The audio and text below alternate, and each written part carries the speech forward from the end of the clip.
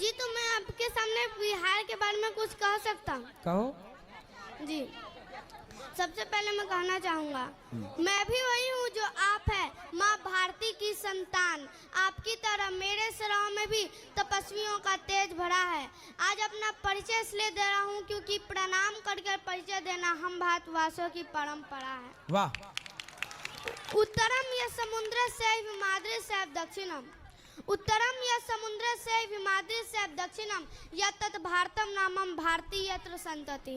इसका अर्थ है अर्थात हमारा भारत देश जो उत्तर में हिमालय है तथा दक्षिण में समुद्र, और इस भारत देश में रहने वाले हम सभी भारतीय यहाँ रहते हैं। प्रणाम यहाँ पर उपस्थित परम पूज्य आपको नमन। मैं आपके सामने धीर कर्ण का परिचय और बिहार पे कुछ शब्द प्रस्तुत करूंगा जी।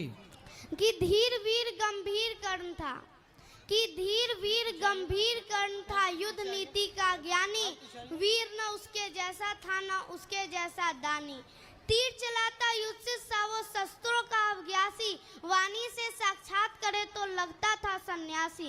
नव तक कुंचित होती उसकी धनवा की टंकार, तीर कर्ण के जाके गिरते सागर के भी पार। तक के बल से पसरी के थे उसके भुजदंड, क्षण भर में मैं कह देता था गिन के अनगित खंड। रण कौशल में उसके जैसा, रण कौशल में उसके जैसा जग में और नहीं था, दुनिया के लाखों प्रश्नों का उत्तर सिर्फ वही था। दुनिया के लाखों प्रश्नों का उत्तर सिर्फ वही था।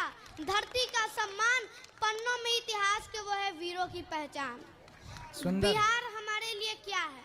बिहार हमारे लिए माँ है, अबीर है होली का, दिया है दिवाली का, छठ पूजा में गंगा घाट है, मिथिला की मिठास है, वैशाली का वैभव है, डॉक्टर राजेंद्र प्रसाद की धरती है, गौतम बुद्ध की भूमि है, जेपी का आंदोलन है, यानी एक आदमी एक जयप्रकाश नारायण।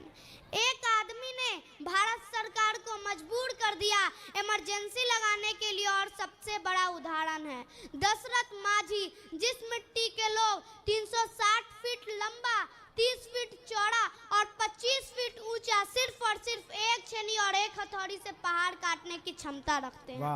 आपका पहला प्यार छठ का वो त्योहार न हो तो कैसे बिहारी हो तुम? हाय हेलो नहीं, का हाल बासे, अगर बात की शुरुआत न हो तो कैसे बिहारी हो तुम? दिवाली के फटाकों को छठ के लिए नहीं बचाया तो कैसे बिहारी हो तुम? अपनापन वाला हम छोड़कर मैं बोलने वाले कैसे बिहारी हो तुम? धन्यवाद। वाह, बहुत बढ़िया, बहुत सुंदर, बहुत सुंदर, गजब गजब किया आपने छोरा।